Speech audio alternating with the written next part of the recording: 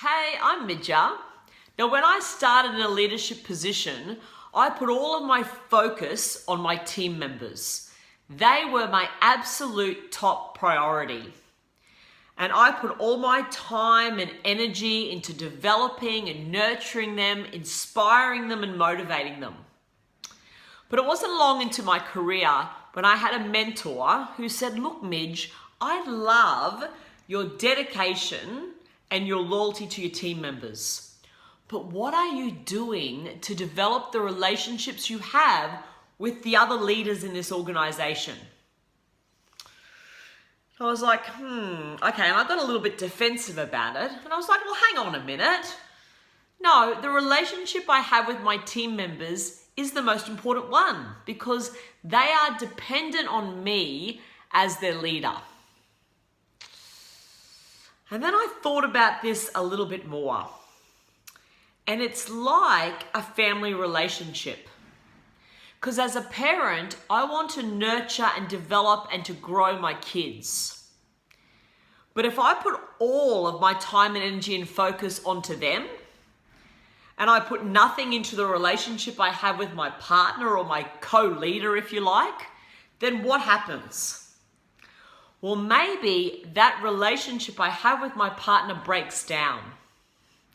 And then that in turn impacts my kids. And it's the same in business. We need strong, healthy relationships with our other leaders.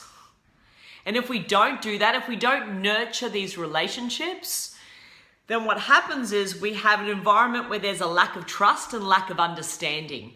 We have teams that are working in silos who have no idea of the bigger picture. And we have competition instead of collaboration. So what can you do as a leader to nurture these relationships? Well, firstly, you can get to know the other leaders on a personal level. So what are they like? What are their interests? What's their background? So go out and have a drink with them, have a coffee with them. The next thing you can do is to have a formal meeting with your peer leadership group. A forum where you can discuss your goals, your obstacles, and also your wins, your success stories. You can also think about in your own team the decisions you're making, and if it impacts another team, involve them in that decision making. Make sure there is communication and transparency. You can also invite another leader to your team meetings. Get your team to get to know them and they'll get to know your team as well. And then finally, just get out there and be visible as a leader. Don't stay just within your own team, but get out there and listen. Ask questions, be curious. And at the same time, share the success stories of your own team and what you've been achieving. If you develop strong relationships with your other leaders, it will form a solid foundation for your team to get their very best results.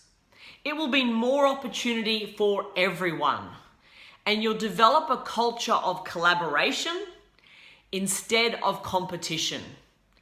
And that means it'll be a win for you, for your team members, your organization, and ultimately for your clients.